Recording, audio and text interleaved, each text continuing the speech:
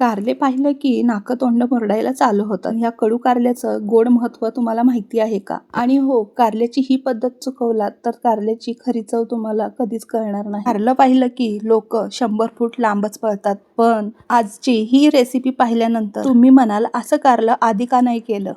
ऐका ना मंडळी, मोठी माणसंच कारलं पाहून नाकं मुरडतात. मग लहानांच्या तोंडाला चव कशी लागणार? आठवड्यातून एकदा तरी कारलं खायलाच पाहिजे, कारण त्यातले गुणधर्म आपल्या शरीरासाठी खूप महत्त्वाचे आहेत. म्हणूनच आज कारल्याची रेसिपी नाही तर कारल्याचं महत्त्व, त्याचबरोबर कारलं कोणतंही पोषण तत्व न घालवता कसं बनवायचं, अगदी कडूपणा 100% कमी कसा करायचा ते दाखवणारच आहे. त्याचबरोबर कारल्याला वेळ दिलात ना तरच त्याची खरी चव बाहेर येते. आणि ही एक छोटी चूक केली तर त्याचा कडूपणा वाढतो आणि ती शेवटी तुम्हाला कळेलच. तर बघा, इथे पाव किलो कारले घेतलेले आहेत स्वच्छ धुवून. कारल्याचे पातळ असे स्लाइस करून घेतलेले आहेत. तुम्हाला जसं हवं तसं तुम्ही करू शकता, पण कारली पातळच अशी चिरून घ्यायची. भरपूर अशी कवळी कारली आहेत, आतल्या बिया देखील यामध्ये नाहीयेत. आणि जरी बिया असतील कवळ्या तर त्या देखील ठेवा, त्या अजिबात कडू लागत नाही. मस्त कुरकुरीत खुसखुशीत होतात त्या देखील. पुढे मी दाखवणारच आहे ते. त्या पद्धतीने कारली छान अशी पातळ चिरून घेतलेली आहेत मी गोल आकारात. आता हे एकदा धुवून घ्यायचं. धुवून घेतल्यानंतर यामध्ये 1 मोठा चमचा मी मीठ घातलेला आहे. कारल्याचा कडूपणा जाण्यासाठी मीठ भरपूर घालायचं इथे आपल्याला.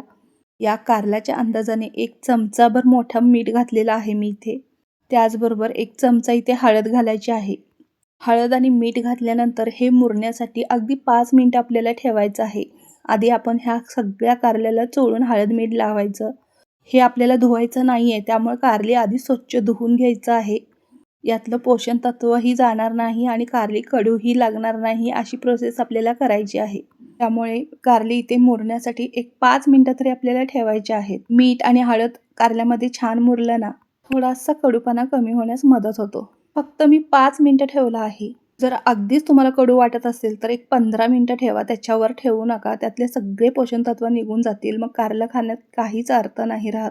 त्यापेक्षा न खाल्लेलंच बरं. आता काय करायचंय, कारली तर आपण स्वच्छ धुवून घेतलेली, त्यामुळे थोडंफार पाणी यात असतंच. कारल्याच्या आतपर्यंत मीठ आणि हळद मुरलं आहे आणि कारल्याला छान पाणी सुटलं आहे बघा. आता काय करायचं, आपल्याला हे सुटलेलं पाणी पिळून घ्यायचं आहे गच्च. कारल्यामध्ये पाण्याचा अंश नाही ठेवायचं. 5 ते 15 मिनिटं चालतात, पण ह्याच्यापेक्षा जास्त आपल्याला कारली मिठामध्ये मुरवत ठेवायची नाहीत. आणि का ते पण सांगणार आहे मी. 5-15 मिनिटं ठेवल्यामुळे कारल्यामध्ये मीठ हळद छान मुरली जाते आणि थोड्याफार कडू कारल्याला छान अशी चव येते. कारली आपली कुरकुरीत होण्यासाठी यामध्ये पाण्याचा अंश ठेवायचा नाही. कारल्याला पाणी सुटलं आहे ते पिळून घ्यायचं आहे आपल्याला. बाकी यातले जीवनसत्व तसेच टिकून राहतात. थोडाफार कडूपणा कमी होतो. आता पुढे काय करायचं आहे आपल्याला, पुढची प्रोसेस करण्यासाठी वेळ खूप महत्त्वाची आहे. यामध्ये आपल्याला जास्तीचा कोणता वाटण, घाटण, मसाला वगैरे काहीच घालायची गरज नाही. कारण आपल्याला छान अशी कुरकुरीत खुसखुशीत कारली करायची आहे आणि त्यातच कारल्याची खरी चव तुम्हाला ओळखता येईल. पुढे तुम्हाला कळेलच. आता सगळी कारली मी अशी पिळून घेतलेली आहेत बघा. आधी तर आपण कारली धुवून घेतलेली, त्यानंतर मीठ लावल्यानंतर एवढं पाणी त्यातलं निघालं आहे. जे 25% कडूपणा यातला निघाला आहे कारल्याचा. 75% कडूपणा कसा काढायचा तर आता मी पुढे सांगणारच आहे. हे हळद मीठ मुरलेला कारला आहे ना, कच्चच तुम्ही खाऊन बघा, खूप छान चवीला लागतं. कारली तर आपण गच्च पिळून घेतलेली आहेत. थोडाफार पाण्याचा काही अंश असेल तोही घालवण्यासाठी गरम तव्यावरती कारली अशी पसरून ठेवायची. म्हणजे तेल घालायच्या आधीची प्रोसेस. आधी गरम तव्यावरती कारली व्यवस्थित पसरून ठेवायची. थोडंफार पाणी असेल तेही निघून जातं. मगच आपल्याला यामध्ये तेल घालायचं आहे. कडूपणा घालवण्याची ही एक दुसरी प्रोसेस आहे बघा. जेवढं तुम्ही ही कारली तेलामध्ये परतवाल, जेवढा वेळ द्याल तेवढा ह्यातला कडूपणा नाहीसा होत जातो आणि कारल्याची खरी चव काय आहे ती तेव्हाच कळते. तेव्हाच त्या कारल्याला खरी चव येते. छान अशी तेलामध्ये खरपूस होईपर्यंत उलटून पलटून घ्यायचं आहे आपल्याला कारली तेलामध्ये. ही तेल घातल्यानंतर पसरून ठेवले आहेत. 2 पळी तेल घातलं आहे मी आधी. मीठ आणि दुसरी गोष्ट म्हणजे तेल. जेवढी ही कारल्याचे स्लाइस तुम्ही तेलामध्ये परतवाल ना मंद आचेवर, तेवढा त्यातला कडूपणा नाहीसा होतो. त्यामुळे वेळ ही महत्त्वाची आहे.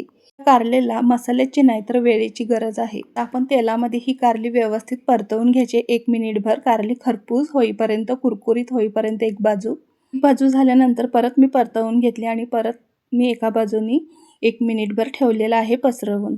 मंद आचेवर एक बाजू परतवून झाल्यानंतर तुम्ही बघू शकता कारल्याचा रंग बदलला आहे, खरपूसपणा आला आहे, थोडासा कुरकुरीतपणा जाणवत आहे. दुसरी बाजू ही व्यवस्थित पसरून 1 मिनिट ठेवली.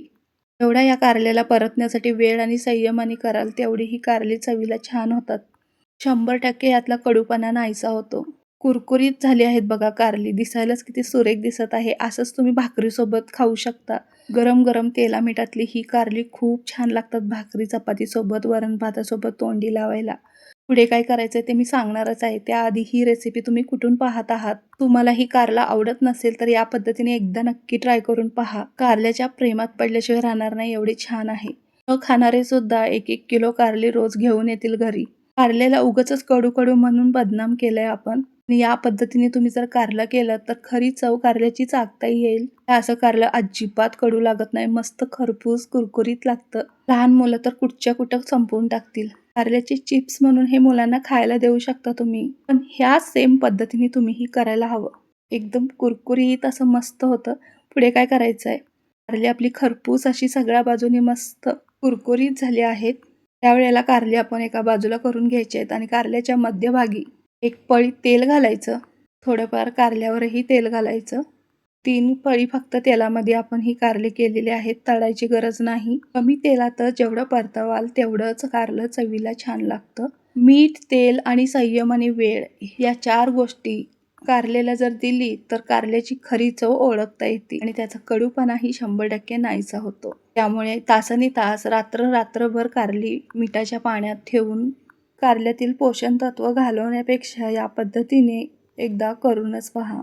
तेल तापल्यानंतर त्यामध्ये जिरं टाकलं. जिरं छान फुलल्यानंतर एक मोठ्या आकाराचा कांदा बारीक चिरलेला त्यामध्ये मी टाकलेला आहे. त्यामध्ये दुसरं काहीही घालायचं नाही आपल्याला, फक्त कांद्यानेही खूप छान चव येते. कांदा बघा आपल्याला खरपूस आता या कारल्याबरोबर परत परतवून घ्यायचा आहे. त्याआधी मध्यभागीच कांदा उलटपलट केला आणि त्यामध्ये मी चवीनुसार म्हणजेच 1 चमचाभर मीठ टाकलेलं आहे. परत एकदा कारल्याचा अंदाज घेतच आपल्याला इथे मीठ टाकायचं आहे बरं का, कारण आपण सुरुवातीलाही मीठ टाकलं होतं. त्यामध्ये कारलं मुरलं देखील आहे आणि त्याच अंदाजानुसार मी चवीनुसार मीठ टाकलेलं आहे. मीठ टाकल्यानंतर परत एकदा सगळं व्यवस्थित परतवून घेतलं. कांदा आणि कारला मिक्स करून घेतला आणि परत मंद आचेवर हे आपल्याला असंच ठेवून द्यायचं आहे. जवळजवळ 5 ते 10 मिनिटं कारली परतवूनच आपल्याला छान असं खरपूस आणि कुरकुरीत होईपर्यंत कारल्याची भाजी अशा या पद्धतीने करायची आहे. या पद्धतीने केलात ना कारला अजिबात कडू लागणार नाही. 100% गॅरंटी देऊन सांगते. दिसायलाच बघताच आणि खाऊशी वाटते बघा भाजी. हे असं कुरकुरीत कारलं तांदळाच्या भाकरीसोबत, ज्वारीच्या भाकरीसोबत खूप छान लागतं. त्याचबरोबर गरम गरम भात, वरण असेल ना त्याच्यासोबत तर मस्तच लागतं. बघा अशा पद्धतीने छान असं कुरकुरीत होईपर्यंत सगळं कारलं परतवून घेतलं आहे मी आणि खरपूस कलर येईपर्यंत असं परतवून घ्यायचं.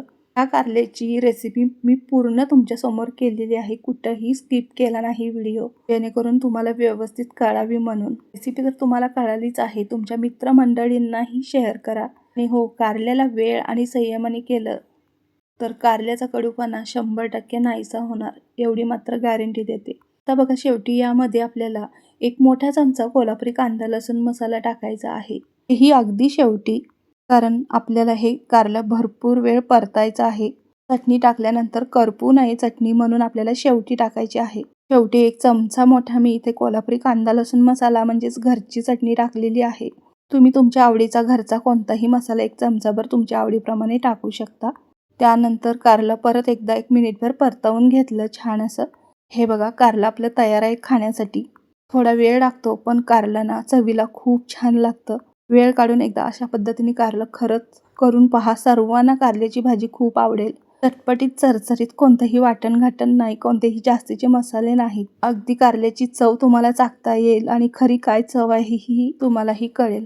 हे कारलं खरंच कडू लागत नाही अशा पद्धतीने केलेलं, तर तोंडाला चव देखील येते. एकदा या पद्धतीने करून तर बघा. खात्रीने सांगते 100% तुम्ही मला रेसिपी शोधून कमेंट करून सांगाल रेसिपी कशी झाली ती. 1/2 किलो कारल्याचा अगदी 1-2 माणसाला पुरेल एवढीच भाजी झाली आहे. एवढी कमी भाजी होते ही आणि चवीला म्हणाल तर अप्रतिम होते. मला तुला करायची वेळ येते एवढी छान होते चवीला ही कारली. बघा दिसायलाच किती सुरेख दिसत आहे. मग बघताय काय, नक्की एकदा करून पहा. कारली रोज खाल आणि आयुष्यभर निरोगी राहाल. कारल्याचे गुणधर्म तुम्हाला माहितीच आहे. तरी देखील तुम्ही कॅप्शन चेक करा आणि ही रेसिपी कुठून पाहता आहात ते नक्की मला कमेंट करून सांगा. रेसिपी आवडल्यास तुमच्या मित्रमंडळींना शेअर करा आणि अशा छान छान रेसिपीसाठी महालक्ष्मी किचनला सबस्क्राईब करा. चला तर मग भेटूया पुढच्या रेसिपीमध्ये. आत्तासाठी बाय. धन्यवाद.